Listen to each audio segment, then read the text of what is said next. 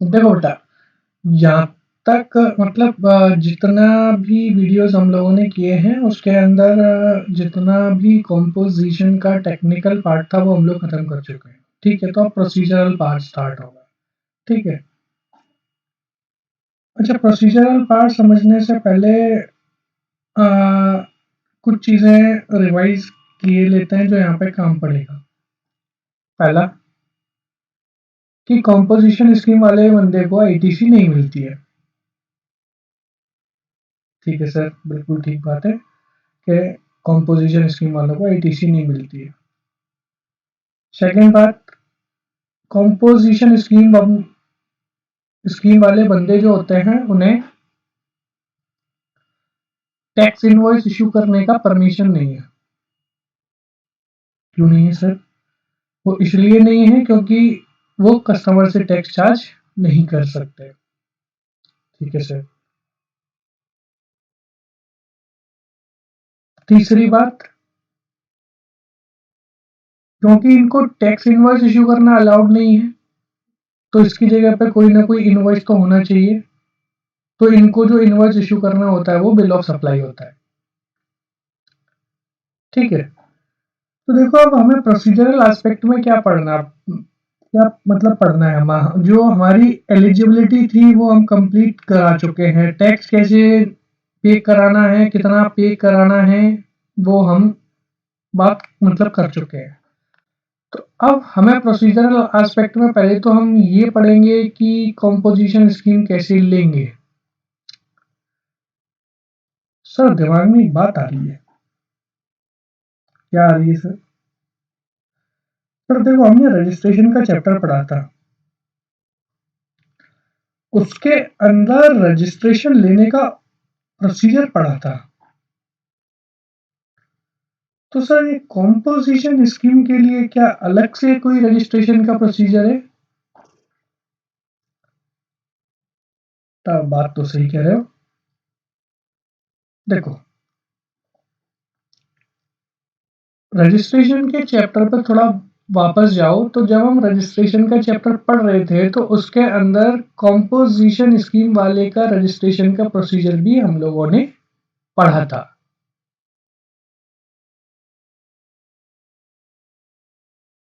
Sir याद नहीं आ रहा, पता नहीं क्या बोल रहे हो अपने मन से। याद तो ऐसा तो कुछ याद नहीं है कि ऐसा कुछ था या नहीं था। देखो बेटा, उसके अंदर कॉम्पोजिशन का जिक्र आया था। वो इस मुद्दे पे आया था कि जो प्रोसीजर नॉर्मल रजिस्ट्रेशन वालों का है वही प्रोसीजर कॉम्पोजिशन स्कीम वाले पर्सन्स का होएगा। सर याद तो नहीं आ रहा क्योंकि रिवाइज किया नहीं है। तो जो आप बोल रहे हो मान लेते हैं कि वहाँ ऐसा कुछ लिखा हो। हाँ बेटा, वहां पे लिखा है, चेक करेंगे आप लोग। ठीक है। अब सर, तो जब प्रोसीजर यही है तो यहाँ पे अलग से कौन सा प्रोसीजर, तो यहाँ पे कौन सा अलग से प्रोसीजर पढ़ाएंगे? बेटा, वो यहाँ पे प्रोसीजर, जो रजिस्ट्रेशन का प्रोसीजर है वो रजिस्ट्रेशन कैसे लेना है वो प्रोसीजर नहीं पढ़ाएंगे, बट कॉम्पोजिशन स्कीम से रिलेटेड कुछ एस्पेक्ट्स ध्यान में रखने हैं। मतलब रजिस्ट्रेशन लेने वक्त। सर, जब रजिस्ट्रेशन का प्रोसीजर वही है तो कौन से एस्पेक्ट याद रखने का जरूरत पड़ेगा? देखो बेटा, दो तरीके की सिचुएशंस आएंगी। पहली सिचुएशन तो ये है कि जब मैं नया रजिस्ट्रेशन ले रहा हूं, पहली सिचुएशन कि जब मैं नया रजिस्ट्रेशन ले रहा हूं उसी टाइम पे कॉम्पोजिशन स्कीम अप्लाई कर रहा हूं। हाँ सर, बिल्कुल ठीक है। सिचुएशन ऐसी हो सकती है कि मैं स्टार्टिंग से ही कॉम्पोजिशन स्कीम में रजिस्ट्रेशन लूं। सेकंड सिचुएशन क्या होगी? सेकंड सिचुएशन बेटा ये होगी कि मैंने जब रजिस्ट्रेशन लिया था तब वो रेगुलर स्कीम में लिया था। अब मैं बाद में कॉम्पोजिशन स्कीम में आना चाह रहा हूं।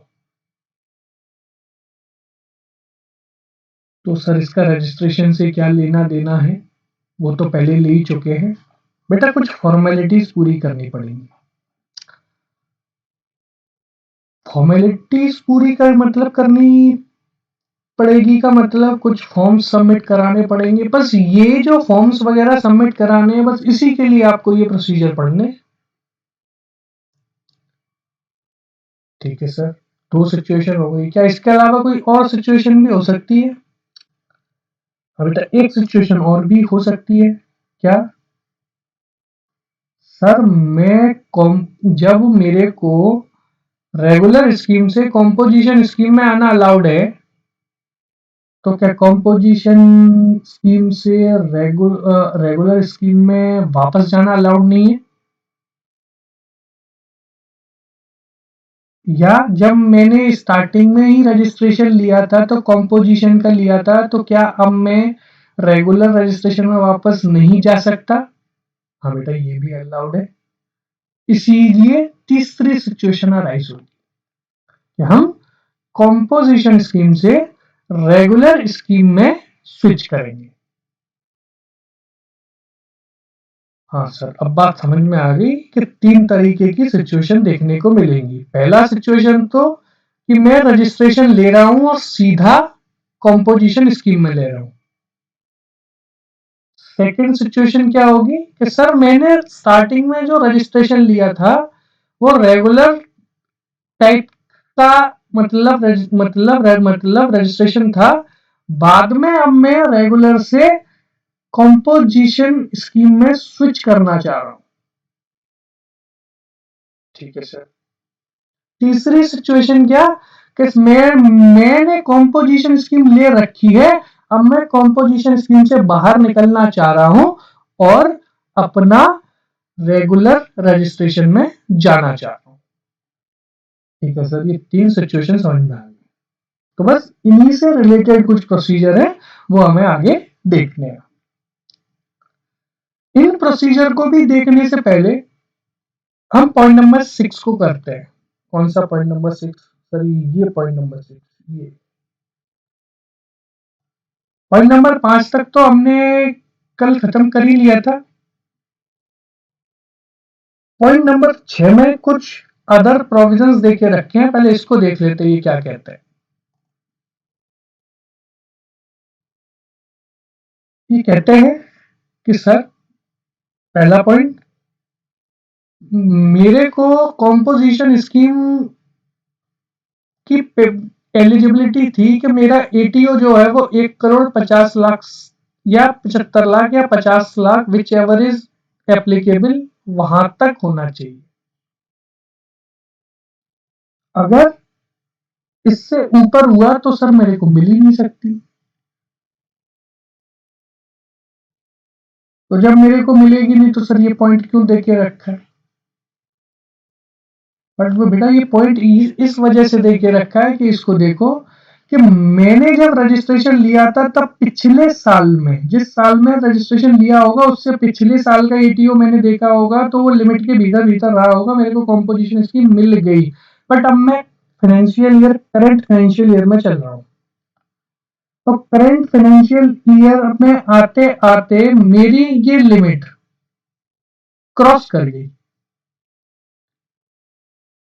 करंट फाइनेंशियल ईयर की लिमिट क्रॉस कर गई,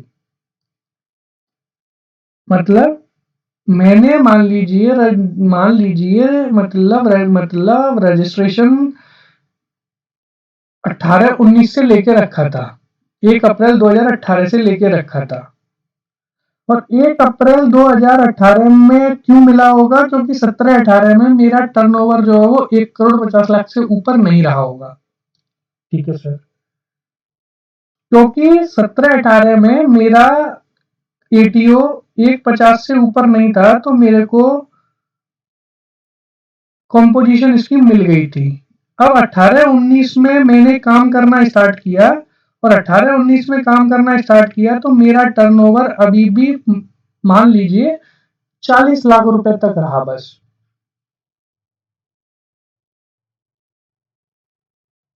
सॉरी, 48 हो, 60 लाख रुपए तक रहा बस मेरा 18-19 में।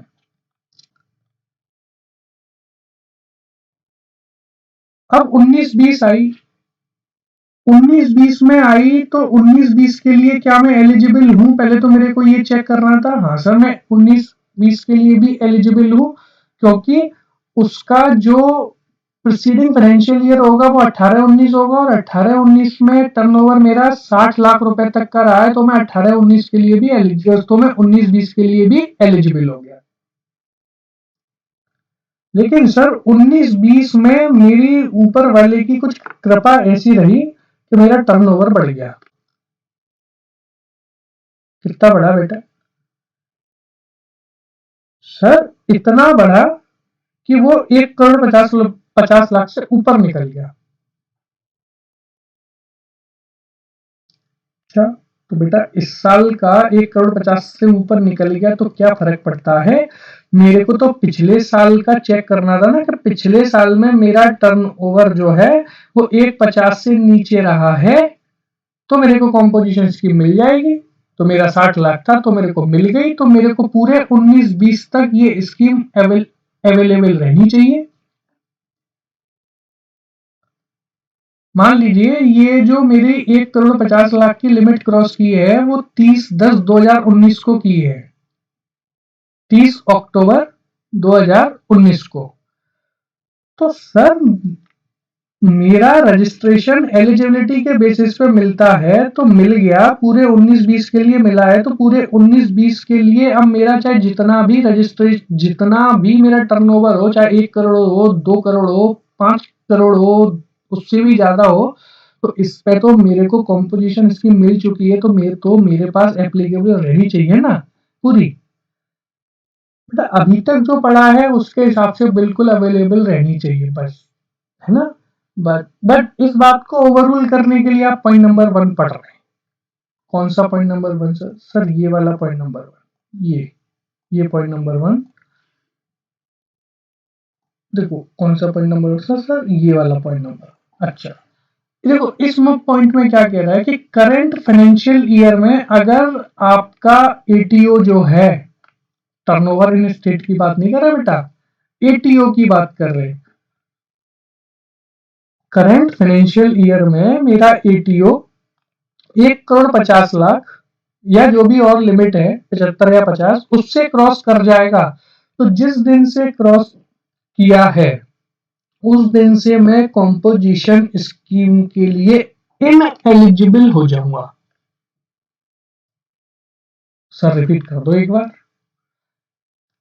करंट फाइनेंशियल ईयर में मेरा एटीओ 1 करोड़ 50 लाख से ऊपर निकल जाएगा, तो मेरे को जिस दिन से ये लिमिट 150 से क्रॉस हुई है उस दिन से मैं कॉम्पोजिशन स्कीम में इनएलिजिबल हो जाऊंगा, और उस दिन से मेरे को रेगुलर स्कीम में टैक्स पे करना पड़ेगा। अच्छा सर, तो क्या समझ में आया कि ये लिमिट हमें पिछले साल की तो देखनी ही देखनी है, तो क्या हम ये भी कह सकते हैं कि हमें इस साल की भी लिमिट देखनी है? हाँ बेटा बिल्कुल सही कह रहे हो कि एलिजिबिलिटी के लिए मेरे को फिर दो कंडीशन देखनी पड़ेंगी, कि पहला तो मेरे को पिछला फाइनेंशियल ईयर जो है उसमें मेरा एटीओ 1 करोड़ 50 से कम रहा हो, उसके बेसिस पे मैंने रजिस्ट्रेशन ले लिया होगा। अब मेरे को रजिस्ट्रेशन कंटिन्यू रखना है कॉम्पोजिशन स्कीम वाला, तो मेरे को इस बात को भी इंश्योर करना है कि करंट फाइनेंशियल ईयर के अंदर ये टर्नओवर 1 करोड़ 50 लाख से क्रॉस नहीं कर जाए, और जैसे ही 1 करोड़ 50 लाख से ऊपर क्रॉस करेगा उस दिन से मैं कॉम्पोजिशन स्कीम से ऑटोमेटिकली बाहर निकल आऊंगा और मैं रेगुलर स्कीम में फॉल कर जाऊंगा। तो सर जिस दिन से मान लीजिए मेरे केस में वो 30 अक्टूबर को ये हुआ था, तो 30 अक्टूबर से मेरे को सर रेगुलर स्कीम में आ जाऊंगा, तो रेगुलर स्कीम में आ जाऊंगा तो फिर मेरे को बिल ऑफ सप्लाई का इस्तेमाल नहीं करना पड़ेगा, मेरे को अब टैक्स इनवॉइस इश्यू करना पड़ेगा। अच्छा, जैसे ही मैं कॉम्पोजिशन स्कीम से बाहर हुआ वैसे ही अब मैं बिल ऑफ सप्लाई की जगह पे टैक्स इनवॉइस इश्यू करना स्टार्ट कर दूंगा। टैक्स इनवॉइस इशू करना स्टार्ट करने का मतलब ये हुआ सर कि अब मेरे को इनवॉइस बनाऊंगा, वो टैक्स इनवॉइस बनेगा और कस्टमर को जब मैं इनवॉइस रेज करूंगा तो उस पर टैक्स भी लगाऊंगा। तो सर टैक्स कौन सा लगाऊंगा? क्या ये जो 1% या 5% या 6% का रेट था वही लगाऊंगा? नहीं बेटा, अब मैं जो नॉर्मल टैक्स रेट होएगा, जो उस गुड्स या सर्विस के ऊपर जो नॉर्मल टैक्स रेट चल रहा होगा, उस रेट से मैं टैक्स लगाना चालू कर दूंगा। ठीक है बेटा, इतनी बात समझ में आ गई। पॉइंट नंबर 1 में ये बात लिखी हो। ठीक है। पॉइंट नंबर 2, पॉइंट नंबर 2 क्या कह रहा है? पॉइंट नंबर 2 ये कह रहा है कि जब तक आप कॉम्पोजिशन स्कीम में हैं तब तक आप अपने रेसिपिएंट से मतलब बायर से कोई टैक्स चार्ज नहीं करेंगे। सर ये तो हमने पहले ही पढ़ लिया था, तो अब क्यों लिख रहे हैं? नहीं बेटा, पहले मैंने बता दिया था, लिखा है यहाँ पे। अच्छा, तो सर हमने एडवांस में चीज सीख ली थी बट हमें पता नहीं था लिखा कहाँ था। हाँ बेटा, लिखा यहाँ पे है, ये मैं पहले बता चुका हूँ कि कॉम्पोजिशन का बंदा जो है वो अपने रेसिपिएंट से टैक्स चार्ज नहीं कर सकता। ठीक है सर। और इसके अलावा इसके साथ वो आईटीसी भी क्लेम नहीं कर सकता जब तक वो कॉम्पोजिशन स्कीम में है। सर एक बात बताओ, ये भी तो हमने पहले पढ़ रखा है। हाँ बेटा, पहले पढ़ रखा है, मैंने बता दिया था कि ऐसा होता है, लिखा कहाँ पे है वो यहाँ बताएंगे। ठीक है सर, ये बात भी समझ में आ गई। पॉइंट नंबर 2 खत्म होता है। अब पॉइंट नंबर 3 पे आओ। पॉइंट नंबर 3 क्या कह रहा है? पॉइंट नंबर 3 ये कह रहा है कि प्रॉपर ऑफिसर को कुछ ऐसे सबूत मिल गए हैं कि उसके थ्रू वो पक्का मन बना के बैठा हुआ है कि मैं कॉम्पोजिशन स्कीम के लिए एलिजिबल नहीं था, फिर भी मैंने कॉम्पोजिशन स्कीम ले रखी है। तो ऐसे में वो क्या करेगा? ऐसे में बेटा वो ये करेगा कि पहले तो तुम्हारा जो कॉम्पोजिशन स्कीम से तुम्हें बाहर लेके आएगा, और फिर जितने टाइम तक तुम कॉम्पोजिशन के लिए इन एलिजिबल थे फिर भी तुमने लेके रखी थी, उतने टाइम के उतने टाइम का टैक्स जो है, उतने टाइम का टैक्स जो है वो अब आपको रेगुलर स्कीम में कंप्यूट करेगा। सर रेगुलर स्कीम में कंप्यूट करने का मतलब? हाँ बेटा, जो अब तक 1% या 5% या 6% लगाते रहे थे और वो भी वो टैक्स तुमने अपने कस्टमर से चार्ज नहीं किया था, अब उन्हीं सप्लाईज पे वो फिर से कैलकुलेशन फैलाएगा और उस कैलकुलेशन में जो नॉर्मल टैक्स रेट बनती थी उस टैक्स रेट से आपके ऊपर टैक्स लगाएगा। सर पहले मान लीजिए 1% का टैक्स रेट था और मेरे प्रोडक्ट का टैक्स रेट 28% था, तो अब मेरे को 27% का टैक्स वो मेरे मेरे को अलग से मांगेगा। बेटा बिल्कुल मांगेगा और वो बिल्कुल देना पड़ेगा। सर जी क्या कह रहे हो सर? हाँ बेटा, पॉइंट नंबर 3 इसीलिए बना हुआ है। पॉइंट नंबर 3 ये कह रहा है कि अगर आप कॉम्पोजिशन स्कीम में इन एलिजिबल थे और आपने कॉम्पोजिशन स्कीम ले रखी है, तो ऐसे में जो रेगुलर स्कीम का टैक्स बनेगा वो टैक्स आपको पे कराना पड़ेगा। सर बट कस्टमर से तो चार्ज ही नहीं किया। तो बेटा कहाँ लिखा था कि कस्टमर से चार्ज करना है? सेक्शन 9 पे वापस जाओ। सेक्शन 9 कहता है the tax shall be paid by the taxable person. क्यों? सेक्शन 10 से वो आपको बाहर करेगा और सेक्शन 9 के अंदर लेके मतलब जाएगा और वो कहेगा tax shall be paid by the taxable person. क्या आप टैक्सेबल पर्सन थे? हाँ सर, मैंने रजिस्ट्रेशन लेके रखा था, मैं टैक्सेबल पर्सन था, तो अब तो मेरे को टैक्स पे कराना पड़ेगा। तो सर मेरी तो चिपक गई। हाँ बेटा बिल्कुल चिपक गई। अभी कुछ नहीं चिपकी, अभी तो और चिपकाएंगे। तो पहले तो आपको डिफरेंशियल टैक्स पे करना है। डिफरेंशियल टैक्स का मतलब 28% का टैक्स रेट था और मैंने 1% वाला आइटम का वो लेके रखा है। एक अगर मैं कॉम्पोजिशन में 1% का टैक्स पे कराता आया हूँ तो 27% का टैक्स मैं यहाँ जमा करूंगा। इतना ही नहीं बेटा, इसके ऊपर मैं इंटरेस्ट भी पे करूंगा। चलिए इंटरेस्ट भी, हाँ बेटा इतना ही नहीं बेटा, इसके ऊपर आप पेनल्टी भी पे करेंगे। ओहो, चलिए तो धमाका हो गया।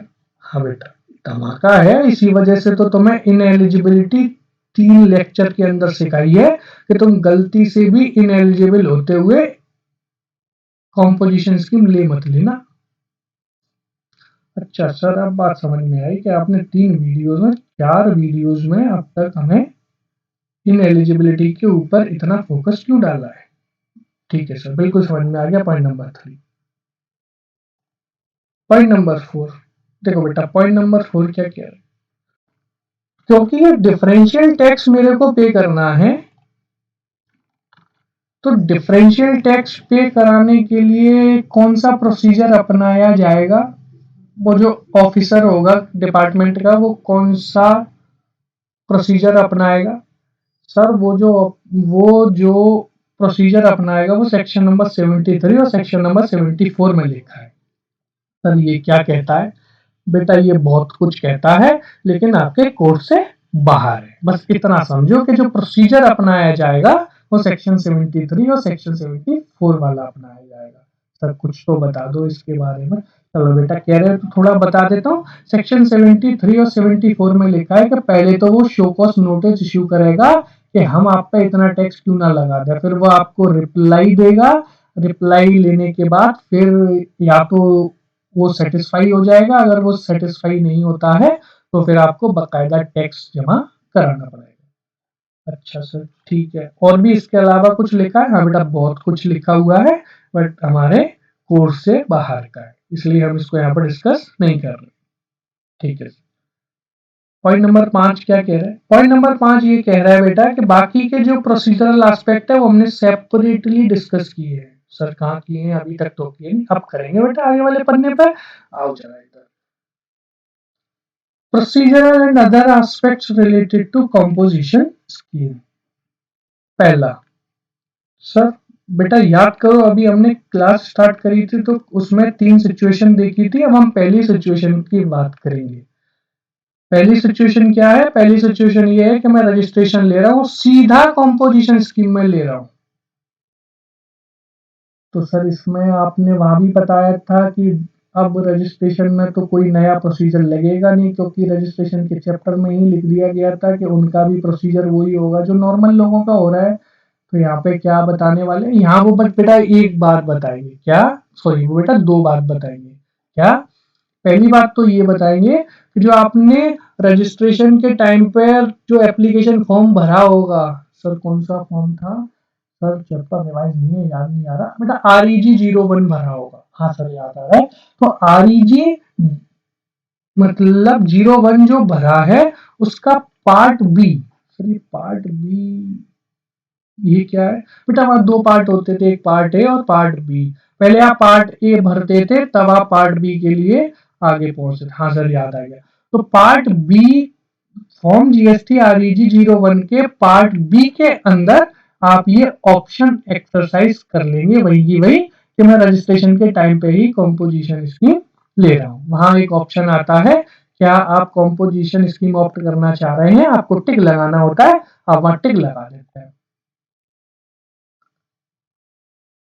ठीक है सर।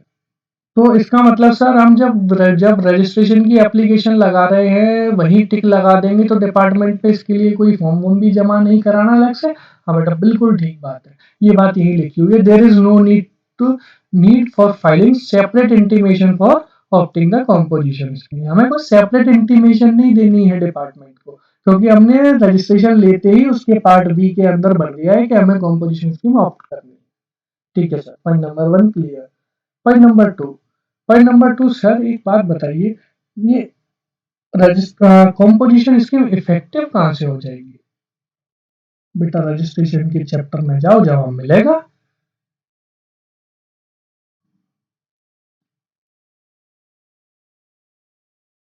रजिस्ट्रेशन के चैप्टर में जाओ, आपको जवाब मिलेगा, है ना। ये जो स्कीम है वो आपकी कहाँ से एलिजिबल, सॉरी, ये कहाँ से आपकी इफेक्टिव होगी? ये सर उस दिन से इफेक्टिव हो जाएगी जिस दिन से मेरा रजिस्ट्रेशन इफेक्टिव हुआ है।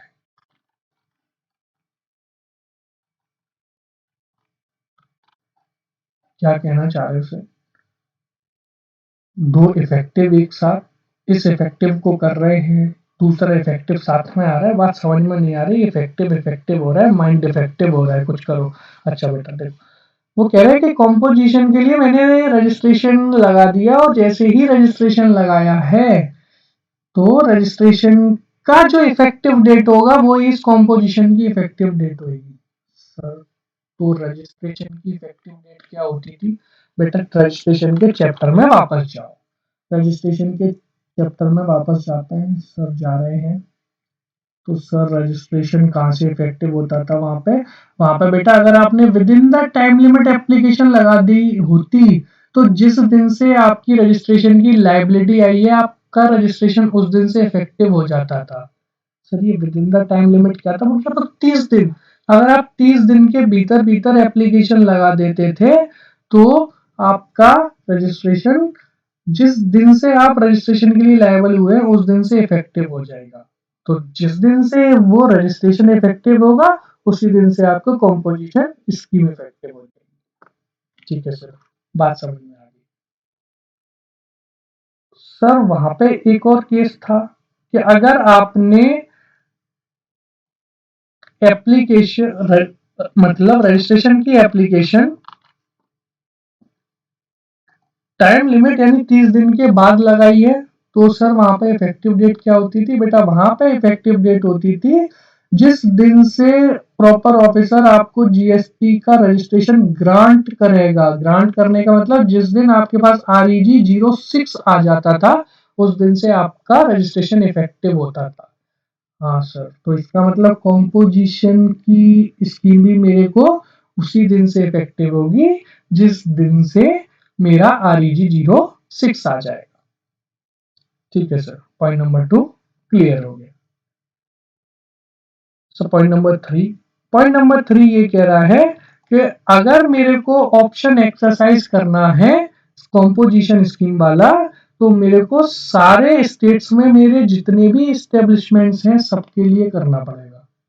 तो सर ये तो हमने ऑलरेडी पढ़ चुके हैं कि अगर मेरे को कॉम्पोजिशन स्कीम लेनी है तो सबके लिए लेनी पड़ेगी, जितने भी मेरे रजिस्टर्ड पर्सन हैं उन सबके लिए मेरे को कॉम्पोजिशन स्कीम लेनी पड़ेगी। तो सर यहाँ पे नया क्या पढ़ रहे हैं? बेटा यहाँ कुछ नया नहीं पढ़ रहे, वो बात सेक्शन के अंदर लिखा था, ये बात रूल के अंदर लिख दिया है, इसलिए रिपीटेशन चल रहा है। ठीक है सर, पॉइंट नंबर 4 क्या कह रहा है? पॉइंट नंबर 4 ये कह रहा है कि कॉम्पोजिशन स्कीम एक बार आपको मिल गई है तो आपको हर बार इंटीमेशन, हर साल इंटीमेशन फाइल करने का जरूरत नहीं है।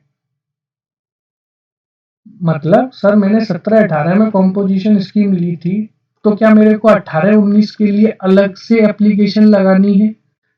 और क्या फिर 20-21 के लिए मेरे को अलग से एप्लीकेशन लगानी है, या फिर 21-22 के लिए मेरे को एप्लीकेशन अलग से लगानी है? नहीं बेटा, कॉम्पोजिशन की जो एक बार आपने इंटीमेशन लगा दी और आपको कॉम्पोजिशन स्कीम मिल गई, तो जब तक आप कॉम्पोजिशन की एलिजिबिलिटी पूरा करते रहेंगे तब तक आपकी कॉम्पोजिशन स्कीम कंटिन्यूड रहेगी। आपको हर साल अलग अलग एप्लीकेशन लगाने की जरूरत नहीं है कि हमें इस साल के लिए कॉम्पोजिशन स्कीम दे दीजिए। ठीक है सर, इतनी बात समझ में आ गई। पॉइंट नंबर 1 खत्म हो गया, तो बेटा इतनी बात समझ में आ गई। अब पॉइंट नंबर 2 को देखिए। देखो बेटा पॉइंट नंबर 2 क्या कह रहे हैं?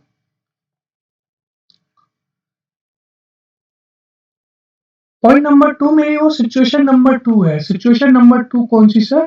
वही जहां पे मैंने स्टार्टिंग में रजिस्ट्रेशन लिया था, लेकिन कॉम्पोजिशन सॉरी रेगुलर स्कीम में लिया था, लेकिन अब मैं कॉम्पोजिशन में स्विच करना चाह रहा हूँ। ठीक है सर। सर एक क्वेश्चन उठ रहा है दिमाग में। क्या बेटा? सर एक बात बताइए, कॉम्पोजिशन स्कीम में मिड ऑफ द ईयर से ले सकता हूँ?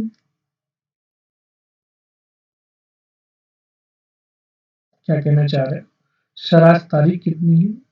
आज तारीख 21 मार्च है। आज 21 मार्च है, तो 21 मार्च को मैं क्या 21 मार्च से कॉम्पोजिशन स्कीम ऑप्ट कर सकता हूं? देखो बेटा ऐसा है, अगर मैं फ्रेश रजिस्ट्रेशन ले रहा हूं, मतलब केस नंबर 1 में हूं, तो मेरे को आज से कॉम्पोजिशन स्कीम 21 मार्च से मिल जाएगी। लेकिन अगर मैं ऑलरेडी रजिस्टर्ड हूं और कॉम्पोजिशन स्कीम में स्विच करना चाह रहा हूं, तो मेरे को composition scheme next financial year से मिलेगी। क्या कहना चाह रहे हैं सर? मतलब मान लीजिए बेटा, मेरा जो रजिस्ट्रेशन है वो 1 अप्रैल 2018 से चला आ रहा है। 18-19 तक मैंने रेगुलर स्कीम रखी। 19-20 में आज मेरी 21 मार्च 2019 है, अभी तक ही मैं रेगुलर स्कीम में हूँ। तो सर आज मेरा मन कर रहा है कि मैं कॉम्पोजिशन स्कीम में वापस चला जाऊं, क्योंकि मेरा टर्नओवर की लिमिट अभी भी 1,50,00,000 से नीचे ही है, क्रॉस नहीं हुई है, तो मेरे को कॉम्पोजिशन स्कीम मिल सकती है। तो क्या मैं आज ही 21 मार्च से कॉम्पोजिशन स्कीम ले लूं? नहीं बेटा, तो मैं अब कॉम्पोजिशन स्कीम मिलेगी 1 अप्रैल 2020 से। सर आज मान लीजिए 21 मार्च ना होके 20 जुलाई 2019 होती, तो भी बेटा तुम्हें अब 1 अप्रैल 2020 तक का इंतजार करना पड़ेगा कॉम्पोजिशन स्कीम लेने के लिए। तो सर इसका मतलब ये हुआ कि मैं अगर ऑलरेडी रजिस्टर्ड हूं रेगुलर स्कीम में और मैं कॉम्पोजिशन स्कीम में स्विच करना चाह रहा हूं, तो मेरे को कॉम्पोजिशन स्कीम अब नेक्स्ट फाइनेंशियल ईयर से मिलेगी, mid of the financial year से नहीं मिल सकती। ठीक है सर, इतनी बात समझ में आ गई। ये बात पॉइंट नंबर 1 में लिखी है, ये वाला पॉइंट नंबर 1 में ये बात लिखी है। ठीक है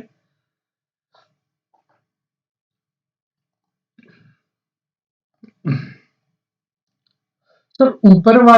अच्छा सर, ऊपर वाले में तो हमें रजिस्ट्रेशन लिया था, उसी के अंदर वो आपने बताया था कि टिक कर देते हैं, पार्ट बी के अंदर ऑप्शन आता है उसको टिक कर देते हैं, वही कि वही मेरे को कॉम्पोजिशन स्कीम मिल जाती। सर यहाँ पे भी मिल जाएगी क्या ऐसे ही? नहीं बेटा, यहाँ पे आपको अपने आप नहीं मिलेगी, क्योंकि अब आपका रजिस्ट्रेशन ऑलरेडी चल रहा है, तो आप दोबारा तो मतलब रजिस्ट्रेशन नहीं लेंगे। तो आप एक इंटीमेशन फाइल करते हैं प्रॉपर ऑफिसर को, इलेक्ट्रॉनिकली होगी, कॉमन पोर्टल पे जाकर होगी, और उसमें फॉर्म जो भरना पड़ता है वो होता है GST CMP 02। तो सर यहाँ पे एक इंटीमेशन दे दी जाएगी ऑफिसर को कि सर हम नेक्स्ट फाइनेंशियल ईयर से कॉम्पोजिशन स्कीम ऑप्ट करना चाह रहे हैं। सर एक बात बताइए, ये नेक्स्ट फाइनेंशियल ईयर से मिलेगी, तो क्या मैं 1 अप्रैल 2020 को ही एप्लीकेशन लगाऊंगा? नहीं बेटा, 1 अप्रैल 2020 को तो आप लगा ही नहीं सकते, क्योंकि 1 अप्रैल 2020 को अगर आपने लगाई तो आपको कॉम्पोजिशन स्कीम 1 अप्रैल 2021 से मिलेगी। सर ये क्या कह रहे हो? हाँ बेटा, अगर मेरे को नेक्स्ट फाइनेंस, क्योंकि मेरे को मेरा रेगुलर रजिस्ट्रेशन है और मैं कॉम्पोजिशन स्कीम में आना चाह रहा हूं, तो मेरे को composition scheme next financial year से मिलेगी। मतलब आज आज 21 मार्च 2019 है, तो मेरे को अगर कॉम्पोजिशन स्कीम चाहिए तो आज से तो मिलेगी नहीं, 1 अप्रैल 2020 से मिलेगी। सर 1 अप्रैल 2020 से मिलेगी, तो उसके लिए भी इंटीमेशन मेरे को 1 अप्रैल का इंतजार नहीं करना, 31 मार्च 31 ऑफ तक मेरे को ये इंटीमेशन दे देनी है प्रॉपर ऑफिसर को। मतलब सर जीएसटी का अपना लॉगिन आईडी पासवर्ड लगा के कॉमन पोर्टल को ओपन करिए और उसके अंदर 31 मार्च की रात 12 बजे तक अपना CMP-02 फाइल कर दीजिए, तब आपको 1 अप्रैल 2020 से कॉम्पोजिशन स्कीम मिलेगी। अगर आपने 31 मार्च 2020 के रात के 12 बजे के बाद एप्लीकेशन ये CMP-02 फाइल करने का कोशिश किया, इंटीमेशन देने का कोशिश किया, तो अब आपको 2021 के लिए कॉम्पोजिशन स्कीम नहीं मिलेगी। अब आपको कॉम्पोजिशन स्कीम फिर 1 अप्रैल 2021 से मिलेगी, मतलब फाइनेंशियल ईयर 21-22 के लिए मिलेगी। सर ये तो 3-4 दिनों की ही बात है, कि अब बीच में मैं मिड ऑफ द ईयर में होता, मान लीजिए 1 अगस्त 2019 को बैठा हूँ, तो भी बेटा मेरे को 31 मार्च 2020 तक फाइल करनी है। क्या सर 31 मार्च 2020 को ही फाइल करनी है? नहीं बेटा, 31 मार्च 2020 को फाइल नहीं करनी है, 31 मार्च 2020 से पहले मैं कभी भी फाइल कर सकता। ठीक है सर, इतनी बात समझ में आ गई।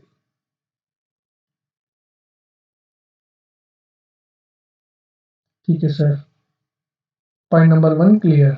पॉइंट नंबर 2, सर वहां पे इफेक्टिव डेट क्या होती थी?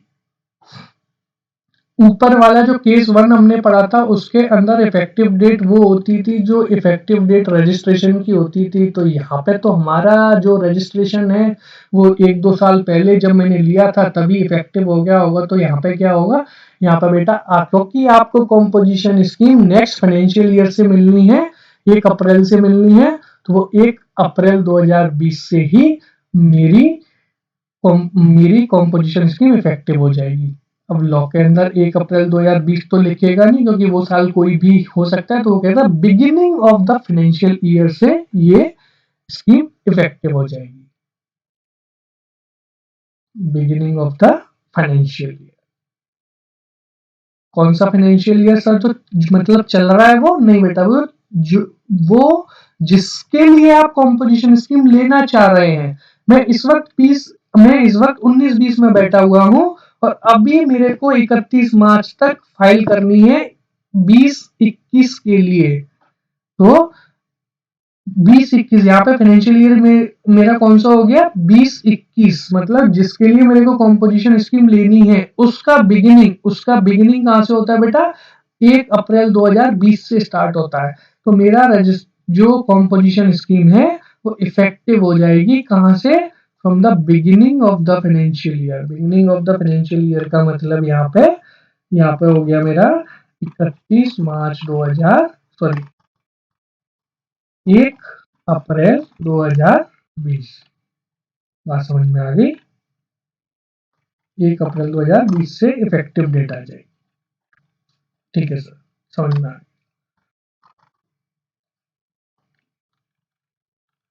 Next point, point number 3। अब देखो बेटा, थोड़ा सा टेक्निकल होने का कोशिश करिए। यहाँ पे भी एक छोटी सी टेक्निकल चीज मौजूद है, वो आपको समझनी पड़ेगी। देखो बेटा, मैं रेगुलर स्कीम से कॉम्पोजिशन स्कीम में आ रहा हूँ। सर मैं रेगुलर स्कीम से कॉम्पोजिशन स्कीम में आ रहा हूँ। रेगुलर से कॉम्पोजिशन में आ रहा हूँ। रेगुलर से कॉम्पोजिशन में आ रहा हूँ। ओहो सर, रेगुलर में आईटीसी मिलती थी, कॉम्पोजिशन में आईटीसी नहीं मिलती। तो इसका मतलब बेटा जितनी भी आईटीसी तुम्हारे पास ऑलरेडी पड़ी हुई है, वो आईटीसी आपको खत्म करनी पड़ेगी, खत्म करनी पड़ेगी। ओहो सर मैं रेगुलर स्कीम में आ रहा हूँ, मैं रेगुलर स्कीम में था तो मेरे आईटीसी का काम, मेरे को आईटीसी मिल रही थी, तो जब मेरे को आईटीसी मिल रही थी, अब मैं कॉम्पोजिशन में आ रहा हूँ तो वो आईटीसी मेरे को खत्म करानी पड़ेगी। ओहो, क्यों? क्योंकि कॉम्पोजिशन स्कीम में आईटीसी मिलती नहीं है। बेटा इसके लिए आपको एक अलग से फॉर्म फाइल करना है। कौन सा? Form GST ITC 03। कौन सी सर? Form GST ITC 03। ठीक है सर, फाइल कर देंगे। सर कब से करनी है? देखो बेटा, आपको स्कीम 1 अप्रैल 2020 से मिलेगी हमारे एग्जाम्पल में। तो 1 अप्रैल 2020 से 60 दिन जाओ, मतलब 30 जून 30 सॉरी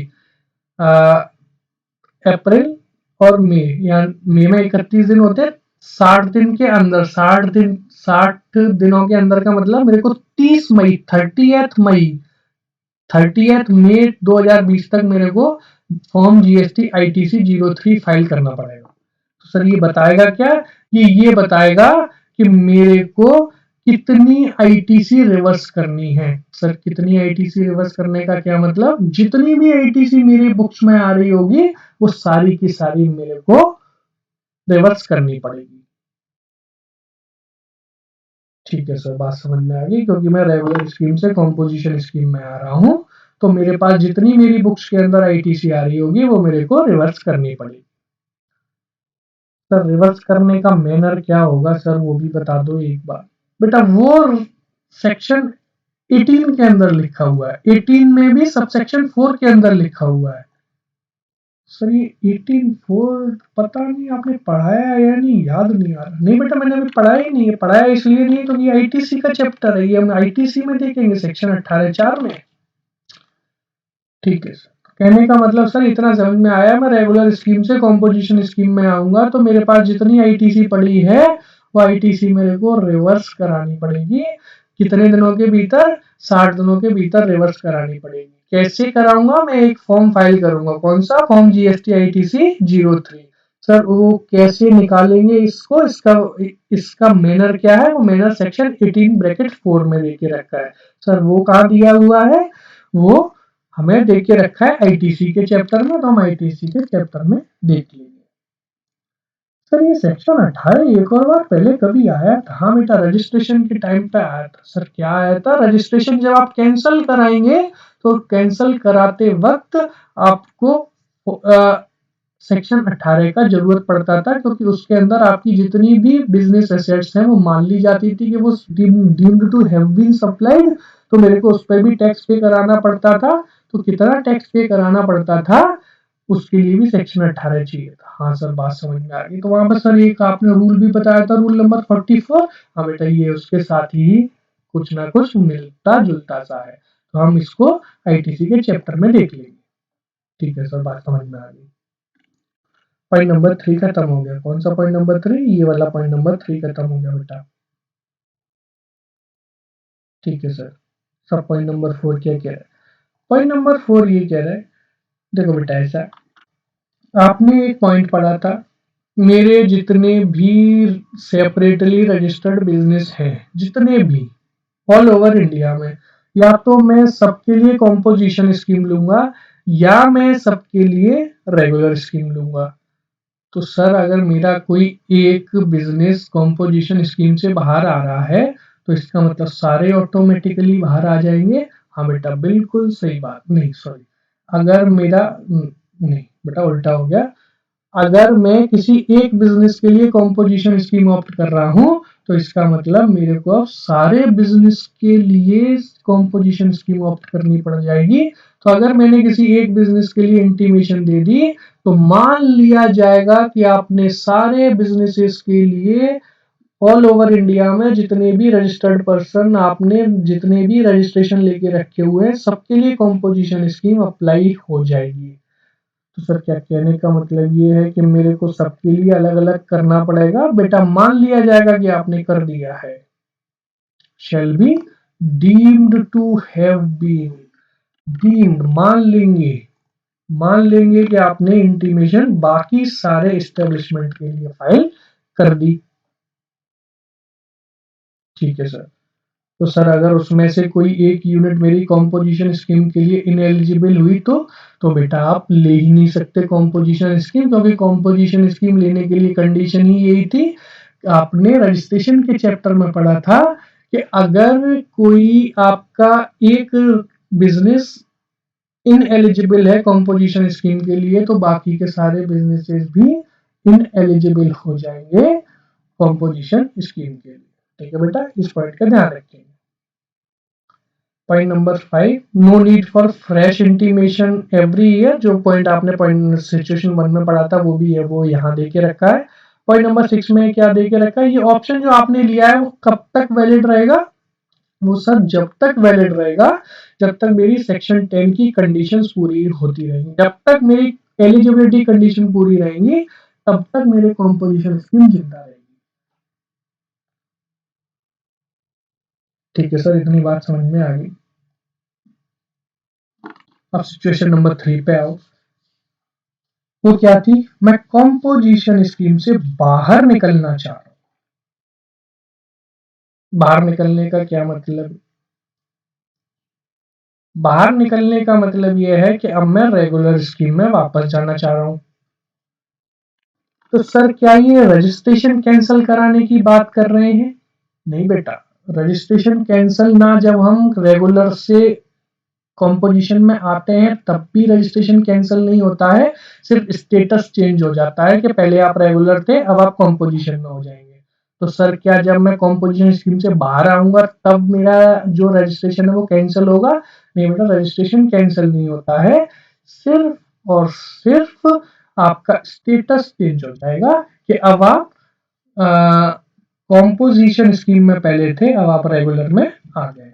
तो सर विड्रॉल हो रहा है, कॉम्पोजिशन स्कीम से विड्रॉल हो रहा है। विड्रॉल हो रहा है मतलब स्विच हो रहा है कॉम्पोजिशन से रेगुलर में। सर किन किन सिचुएशन में ऐसा हो सकता है? देखो बेटा, पहली सिचुएशन तो ये हो सकती है कि अभी तक तो आप एलिजिबल थे बट आप इनएलिजिबल हो गए। सर इनएलिजिबल कैसे? वो बेटा अभी एक केस आपने देखा था कि आपका टर्नओवर 1,50,00,000 से ऊपर निकल गया, तो जिस दिन से निकल जाएगा आप कॉम्पोजिशन के लिए इनएलिजिबल हो जाएंगे, तो हो सकता है आप इनएलिजिबल हो जाए।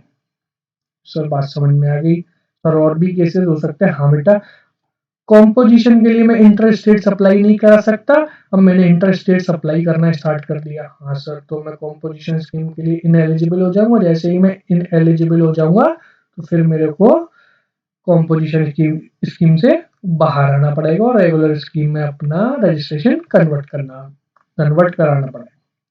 सर बात समझ में आ गई। सर और भी सिचुएशंस क्या हो सकती हैं? सर अभी तक मैं जो काम कर रहा था वो सारे एलिजिबल थे, अब मैं वो 4 नोटिफाइड प्रोडक्ट्स, सर ये कौन से थे, वो आइसक्रीम, पान मसाला, टोबैको और एरेटेड वाटर का बिजनेस भी करना स्टार्ट कर दिया मैंने। हाँ सर, तो इसमें भी मैं इनएलिजिबल हो जाऊंगा। तो कहने का मतलब पहले मैं एलिजिबल था, अब मैं इनएलिजिबल हो गया, तो जैसे ही मैं इनएलिजिबल हो जाऊंगा मैं कॉम्पोजिशन स्कीम से बाहर आ जाऊंगा और मेरे को रेगुलर रजिस्ट्रेशन में कन्वर्ट कराना पड़ जाएगा। This is case number 1। ये पहला केस जहाँ पे आप कॉम्पोजिशन स्कीम से विड्रॉ करेंगे, इसको कंपलसरी विड्रॉल का नाम दिया है मैंने।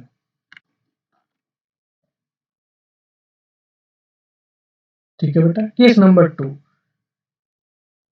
सर मन नहीं कर रहा कॉम्पोजिशन स्कीम में। क्यों? कॉम्पोजिशन स्कीम में थोड़ा खर्चा ज्यादा आ रहा है। क्यों? यहाँ पे आईटीसी नहीं मिल रही है, अपनी पॉकेट से टैक्स जमा कराना मतलब पड़ रहा है, खर्चा थोड़ा ज्यादा हो रहा है। हम चाह रहे हैं कि हमें आईटीसी मिलती रहे, तो हम इसको अपनी मर्जी से मैं कॉम्पोजिशन से बाहर निकलना चाह रहा हूं और मैं रेगुलर स्कीम में मैं वापस आना चाह रहा हूं, या मैं अगर पहले नहीं था तो अब मैं कॉम्पोजिशन से सीधा रेगुलर स्कीम में कन्वर्ट कराना चाह रहा हूं। ठीक है, this is case number 2। Case number 3, proper officer ने एक्शन ले लिया, आपके कॉम्पोजिशन स्कीम का रजिस्ट्रेशन रेगुलर में कन्वर्ट करा दिया। सर उसको क्यों सपने आए? बेटा अभी आपने क्लॉज पढ़ा था ऊपर, प्रॉपर ऑफिसर को शक हो गया था कि आप कॉम्पोजिशन स्कीम के लिए या तो एलिजिबल नहीं थे या अब इन एलिजिबल हो गए हो। या तो आप स्टार्टिंग से ही इन एलिजिबल थे या बीच में इन एलिजिबल हो गए या अब इन एलिजिबल हो और आपने अपनी मर्जी से कॉम्पोजिशन को रेगुलर में कन्वर्ट नहीं कराया है, तो प्रॉपर ऑफिसर आपका ये रेगुलर का रजिस्ट्रेशन जो है, नहीं, जो कॉम्पोजिशन का रजिस्ट्रेशन जो है वो उसको रेगुलर में कन्वर्ट करा देगा। This is case number 3। बिल्कुल सही है सर। तो सर जहां केस नंबर 3 होगा वहां पे ये वाला केस लगेगा, ये वाला, ये, हाँ बेटा बिल्कुल लग जाएगा। जहां पर प्रॉपर ऑफिसर एक्शन लेगा वहां पे ये वाला क्लॉज लग जाएगा। मेरे को डिफरेंशियल टैक्स पे कराना पड़ सकता है। ठीक है बेटा, इस बात का आप ध्यान रखेंगे। ठीक है सर। तो सर ये 3 केस के लिए क्या और भी कुछ दे के रखा है? हाँ बेटा, प्रोसीजर है पूरा। देखो प्रोसीजर करते हैं। सर ये प्रोसीजर बहुत परेशान करते हैं। हाँ बेटा करते तो है ही हो, क्या क्या कर सकते हैं, उसमें करना तो पड़ेगा। केस 1 के लिए प्रोसीजर, केस 2 के लिए प्रोसीजर, केस 3 के लिए प्रोसीजर। सर केस 1 क्या था? केस 1 ये था, मैं कॉम्पोजिशन के लिए इन एलिजिबल हो गया। अभी तक एलिजिबल था, इन एलिजिबल हो गया और मैं प्रॉपर ऑफिसर के एक्शन का इंतजार नहीं कर रहा हूं, अपने आप खुद रजिस्ट्रेशन को कन्वर्ट कराने जा रहा हूं। Case number 1। तो ऐसे में क्या होगा? जिस दिन से ये घटना घटी है, जिस दिन से ये घटना घटने का मतलब जिस दिन से आप इनएलिजिबल हुए हैं, उस दिन से आप सेक्शन 9(1) के अंदर टैक्स, सेक्शन 9 के अंदर टैक्स पे कराएंगे, मतलब टैक्स इनवॉइस इशू करना स्टार्ट कर देंगे। ये बात कहां लिखी है? पॉइंट नंबर 1 में। जिस दिन से मैं कॉम्पोजिशन के लिए इनएलिजिबल हो गया, उस दिन से अब मैं टैक्स रेगुलर स्कीम में पे कराना चालू करूंगा। रेगुलर स्कीम में टैक्स पे कराना चालू करूंगा का इसका क्या मतलब हुआ? अब मैं सर टैक्स इनवॉइस इश्यू करना स्टार्ट कर दूंगा। ये बात पॉइंट नंबर 2 में लिखी है।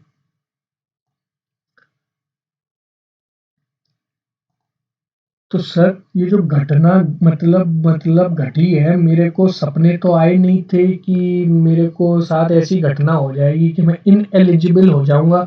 तो सर गवर्नमेंट ने टाइम नहीं दिया है क्या मेरे को? बेटा पार्ट टाइम दिया है। वो कह रहे हैं जिस दिन ये घटना घटी है उसके 7 दिनों के भीतर भीतर इंटीमेट कर दो प्रॉपर ऑफिसर को कि साहब ये घटना घट गई है, अब मैं कॉम्पोजिशन स्कीम के लिए इनएलिजिबल हो गया हूं और मेरे जो रजिस्ट्रेशन है उसको कॉम्पोजिशन स्कीम के अंदर कन्वर्ट कर दिया जाए। तो सर इसके लिए क्या करेंगे? 7 दिनों के भीतर एक इंटीमेशन देंगे जीएसटी CMP 04 में। कितने दिनों के भीतर? 7 दिन। सर ये 7 दिन कहां से लिए जाएंगे? जिस दिन वो घटना घटी है कि आप इन एलिजिबल हो गए, वहां से 7 दिनों के भीतर आपको ये CMP 04 फाइल करना है। ठीक है सर, बात समझ में आ गई इतनी? सर एक दिमाग में क्वेश्चन आ रहा है।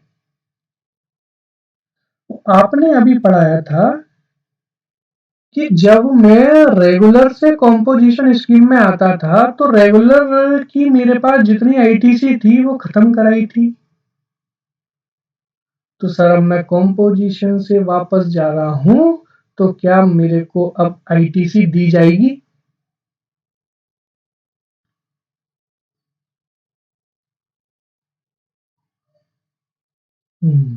Good question. क्वेश्चन रिपीट करता हूं। जब मैं रेगुलर स्कीम से कॉम्पोजिशन स्कीम में वापस आया था, तब मेरे को आईटीसी रिवर्स करानी पड़ी थी, खत्म करानी पड़ी थी। तो अब मैं जब कॉम्पोजिशन से रेगुलर में वापस जाऊंगा तो क्या मेरे को सर आईटीसी मिलेगी?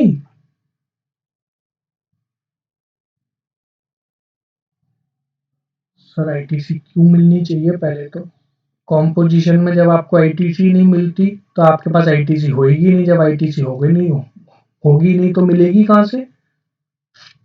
नहीं बेटा, अभी हमने आईटीसी का चैप्टर नहीं पढ़ा है, आईटीसी का कंसेप्ट नहीं पढ़ा है। आईटीसी हमेशा स्टॉक पे मिलती है, मेरे पास स्टॉक तो आत्मा होएगा ना।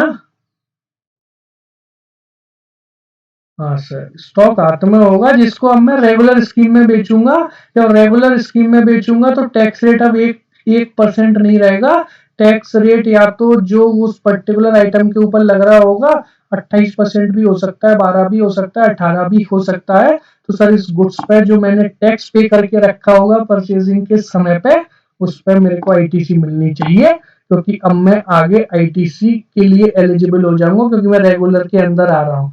तो जब मेरे पास आईटीसी होगी तब मैं जब इस स्टॉक को बेचूंगा तो इस स्टॉक पर जो आउटपुट टैक्स बनेगा उसमें मैं इस आईटीसी का इस्तेमाल कर लूंगा।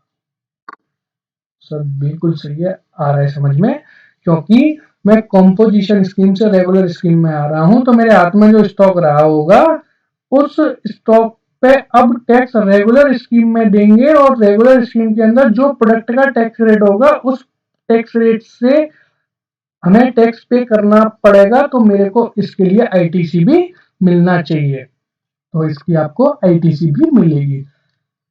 तो सर देखो वहां पे आईटीसी को रिवर्स कराने के लिए हमने एक फॉर्म भरा था, जीएसटी आईटीसी 03। तो अब हम यहाँ पे आईटीसी लेने के लिए एक फॉर्म भरेंगे, जीएसटी आईटीसी 01। सर उसको, उस फॉर्म को भरने के लिए टाइम दिया गया था 60 दिनों का।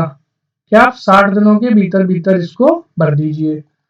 तो सर यहाँ पे कितना टाइम है, यहाँ पे बेटा 30 दिनों का टाइम देख के रखा है कि 30 दिनों के भीतर भीतर 30 दिनों के भीतर भीतर 30 दिनों के भीतर भीतर अपना आईटीसी 01 भर के आप आईटीसी को क्लेम कर लें। सर ये 30 दिन कहाँ से लिए जाएंगे, ये 30 दिन वहां से लिए जाएंगे जहां से आपने ऑप्शन को विड्रॉ किया है। सर ये ऑप्शन को विड्रॉ कहां से होता है बेटा, इफेक्टिव डेट ऑफ विड्रॉ अभी हम इसके बाद पढ़ेंगे कि मेरा विड्रॉल कहां से इफेक्टिव हो जाता है। जिस दिन से मेरा विड्रॉल इफेक्टिव हो जाएगा उस दिन से 30 दिनों के भीतर भीतर मेरे को अपना जीएसटी आईटीसी 01 फाइल कर देना है और मेरे को आईटीसी क्लेम कर लेंगे। ठीक है सर, आगे समझ में। सर केस नंबर 1 खत्म हो गया, आगे समझ में। केस नंबर 2, केस नंबर 2 क्या था, केस नंबर 2 के अंदर सर ये था कि मैं इनएलिजिबल नहीं हुआ हूं कॉम्पोजिशन स्कीम के लिए, लेकिन मैं अपनी मर्जी से रेगुलर स्कीम में आना चाह रहा हूं, कॉम्पोजिशन को छोड़ना चाह रहा हूं। ठीक है, क्लियर है।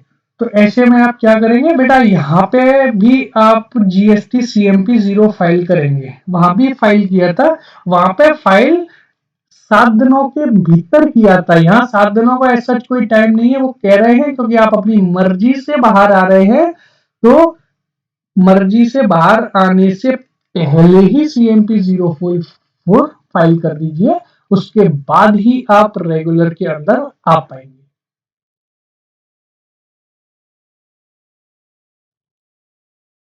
ठीक है सर, बात समझ में आ गई इतनी।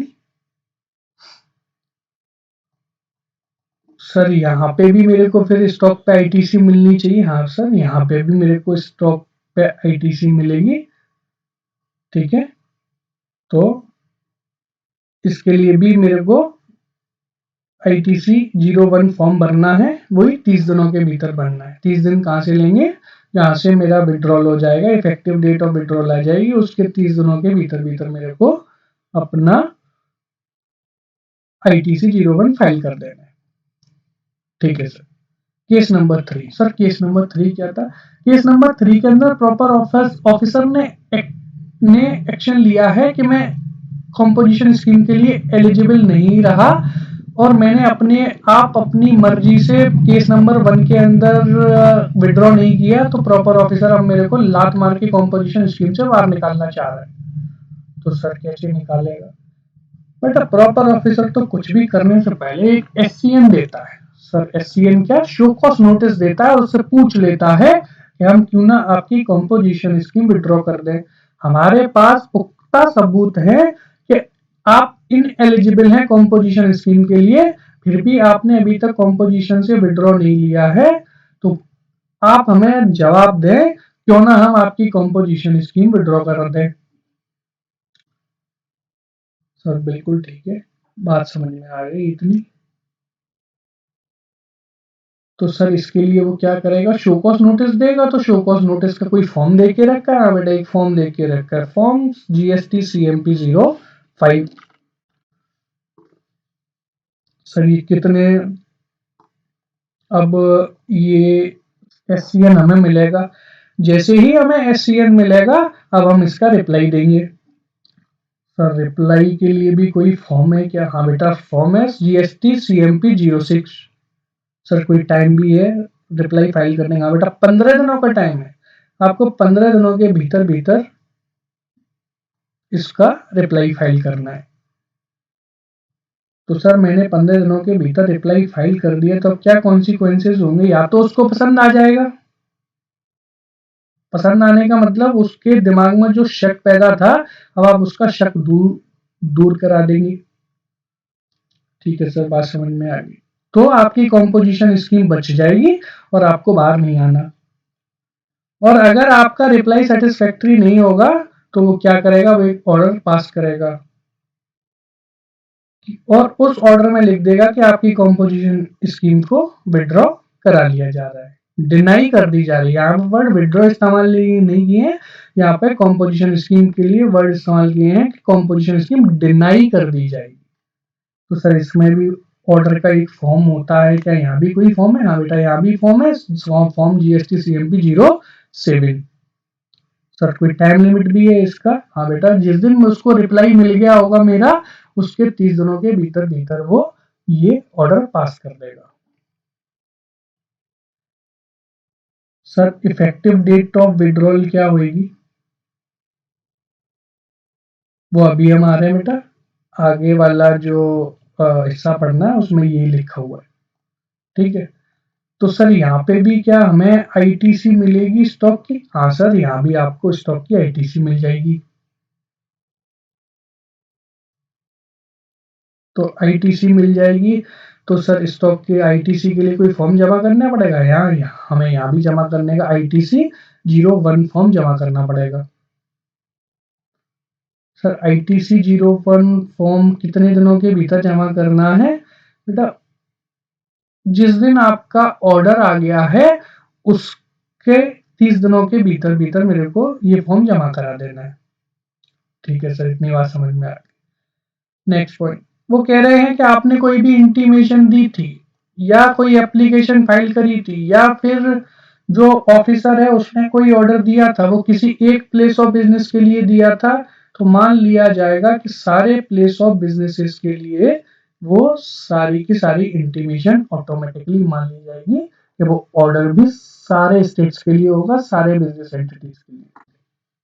क्योंकि कॉम्पोजिशन स्कीम लेते हैं तो भी आप सबके लिए लेंगे, और बाहर निकलेंगे तो भी आप सबसे ही एक साथ बाहर निकलेंगे। तो वो मान लेंगे कि अगर एक बिजनेस के लिए कोई ऑर्डर आ गया है कॉम्पोजिशन स्कीम डिनाई करने का, तो बाकी सबके लिए भी ऑर्डर आ गया। एक सर्कुलर आया बेटा, विड्रॉल और कॉम्पोजिशन स्कीम को डिनाई करने के लिए एक सर्कुलर आया है। इफेक्टिव डेट बताएंगे यहाँ पे। हम लोगों ने कॉम्पोजिशन स्कीम की इफेक्टिव डेट पढ़ी थी अभी, उससे पहले रजिस्ट्रेशन के चैप्टर में रजिस्ट्रेशन की इफेक्टिव डेट पढ़ी थी। अब यहाँ पे कॉम्पोजिशन स्कीम से विड्रॉ की इफेक्टिव डेट पढ़ रहे हैं। ठीक है सर, पहला सिचुएशन देखो, जहां पे हमने कॉम्पोजिशन स्कीम से खुद विड्रॉ कर रहे हैं। खुद विड्रॉ के हमने दो केस पढ़े थे, या तो इनएलिजिबिलिटी की वजह से विड्रॉ कर रहे थे, या मर्जी थी अब हमें रेगुलर में काम नहीं करना है, हम कॉम्पोजिशन में काम करेंगे वहां। तो इसमें क्या है, ये कहते हैं विड्रॉल का जब आप वो अपनी CMP 04 फॉर्म फाइल करते हैं, अब ये बताने के लिए कि हम कॉम्पोजिशन से बाहर निकलना चाह रहे हैं, तो जब आप ये फॉर्म फाइल करते हैं तो इसके अंदर आप इफेक्टिव डेट खुद लिख देते हैं कि मैं किस दिन से इस रजिस्ट्रेशन को खत्म मानना चाह रहा हूं। नॉट मतलब नॉट, मैं किस दिन से कॉम्पोजिशन स्कीम से बाहर आना चाह रहा हूं। सर क्या बैक डेट से भी लिख सकता हूं? आज मैं मान लीजिए आज मैं निकलने के लिए बैठा हूं 21 मार्च को। सर तो क्या 21 मार्च से पहले की कोई डेट लिख सकता हूँ? हाँ सर, कोई भी डेट लिख सकता हूँ। सर क्या पिछला फाइनेंशियल ईयर भी लिख सकता हूँ? नहीं बेटा, पिछला फाइनेंशियल ईयर नहीं लिख सकते हैं। आप अगर लिखेंगे तो जो फाइनेंशियल ईयर में आप अपनी इंटीमेशन फाइल कर रहे हैं, ये जीएसटी सीएमपी 04 फाइल कर रहे हैं, मेरे लिए फाइनेंशियल ईयर हो गया 19-20, तो 19-20 1 अप्रैल 2019 से पहले की मैं कोई डेट नहीं लिख सकता इसके अंदर। या तो मैं आज की लिखूंगा या 1 अप्रैल 2019 के बाद की कोई भी डेट लिख सकता हूं। यहां से मैं कॉम्पोजिशन को विड्रॉ कर सकता हूं। ठीक है सर, ये बात समझ में आ गई। तो सर जहां पर प्रॉपर ऑफिसर ने एक्शन लिया है वहां क्या होगा? वहां पे वो किस दिन से कॉम्पोजिशन स्कीम डिनाई करेगा, वो खुद वो टैक्स अथॉरिटी अपने आप निकालेगी। वो जो प्रॉपर ऑफिसर है वो खुद निकालेगा कि वो किस दिन से कॉम्पोजिशन स्कीम विड्रॉ कराने वाला है। सर तो क्या ये डेट भी रेट्रोस्पेक्टिव हो सकती है? पीछे की कोई डेट हो सकती है? बेटा बिल्कुल हो सकती है, कोई भी डेट हो सकती है। सर क्या यहाँ भी फाइनेंशियल ईयर का कोई वो है कि फाइनेंशियल ईयर से पहले की नहीं होगी? यहाँ पे तो बेटा कोई रोक ही नहीं है, कोई भी पीछे की डेट हो सकती है। तो सर क्या वो कितना भी पीछे जाके कॉम्पोजिशन स्कीम डिनाई मतलब कर सकता है? बेटा कहीं भी जाके डिनाई कर सकता है, बट वो आपकी जिस दिन से इनएलिजिबिलिटी आई होगी उस दिन से पहले से नहीं कर सकता, क्योंकि वहां तक तो आप कॉम्पोजिशन स्कीम के लिए एलिजिबल थे ना, तो वहां से पहले से वो आपको मना नहीं कर सकता। तो सर वो अगर अगर अगर प्रॉपर ऑफिसर को ये पता पड़ता है कि आज से 5 साल पहले से मैं कॉम्पोजिशन स्कीम लेता हुआ आ रहा हूँ बट मैं इन एलिजिबल था, तो क्या सर 5 साल पीछे से कॉम्पोजिशन स्कीम हटा देगा? हाँ बेटा, वो बिल्कुल 5 साल पीछे से कॉम्पोजिशन स्कीम हटा देगा। वो सर तो वो यहाँ पे वो क्लॉज पड़ा था, ये पॉइंट नंबर 3, कि वो डिफरेंशियल टैक्स मांगेगा, इंटरेस्ट मांगेगा, पेनल्टी मांगेगा। सो बेटा वो बिल्कुल जमा करानी पड़ेगी, बिल्कुल जमा करानी पड़ेगी। हमेशा कॉम्पोजिशन स्कीम बहुत सोच समझ कर ली जानी चाहिए, चेक कर लेने चाहिए कि मैं कहीं गलत कॉम्पोजिशन स्कीम तो नहीं ले रहा हूँ। अगर मैंने को कहीं ले ली तो मेरे को लेने के देने पड़ जाएंगे। आ गई सर बात समझ में कि कॉम्पोजिशन स्कीम बड़े ध्यान से मतलब देखेंगे पहले सारी कंडीशन मीट आउट हो रही है या नहीं, उसके बाद ही हम कॉम्पोजिशन स्कीम लेंगे। ठीक है सर, बस इतना ही है, आपका प्रोसीजरल पार्ट खत्म होता है। बाकी का जो देख के रखा है वो आप अपने आप मतलब पढ़ लेंगे। ये हम जैसे जैसे बाकी के चैप्टर स्टार्ट होंगे उसके अंदर इन पॉइंट्स को कवर कर लेंगे, क्योंकि इसमें कुछ पॉइंट्स ऐसे देख के रखे हुए हैं जो कि आगे आने वाले चैप्टर से रिलेटेड है। आप लोग पढ़ लीजिएगा, बट जब हम लोग उस चैप्टर को करेंगे तब वहां पे इनको हम कवर कर लेंगे। ठीक है बेटा, यहाँ पे आपकी कॉम्पोजिशन स्कीम पूरी हो गई। तो इसमें थियोरेटिकल क्वेश्चन, प्रैक्टिकल क्वेश्चन, सारे टाइप के क्वेश्चन अब आप हैंडल करने के लिए एलिजिबल हो गए। वैसे प्रैक्टिकल क्वेश्चंस के लिए तो आप कल ही एलिजिबल हो गए थे, अब जो कुछ थियोरेटिकल टाइप क्वेश्चंस आएंगे उसके लिए आप आज एलिजिबल हो जाएंगे। और आज के तो यहाँ तक कॉम्पोजिशन स्कीम पूरी तरीके से खत्म है। अब ऐसा कोई भी टॉपिक नहीं बचा है जो मेरे को कराना बाकी हो। ठीक है, अब आप बुक में से क्वेश्चंस को खत्म करें और उसके बाद कोई क्वेरी हो तो आप मेरे से पूछ लेंगे। ठीक है।